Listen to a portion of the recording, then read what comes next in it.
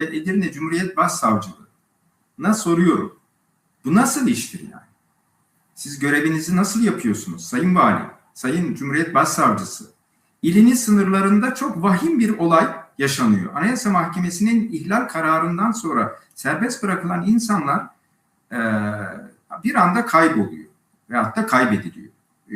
Belli ki ailelerine de haber vermediklerine göre iradeleri dışında bir şekilde zorla kaybedilip kaçırılıyorlar ve bir yere götürülüyorlar. Bu çok açık ve savcılıkların duyarsızlığı da çok açık. Bu konuda bir açıklama yapar mısınız Sayın Edirne Cumhuriyet Başsavcım, Sayın Edirne Valim? Ben sizden açıklama bekliyorum.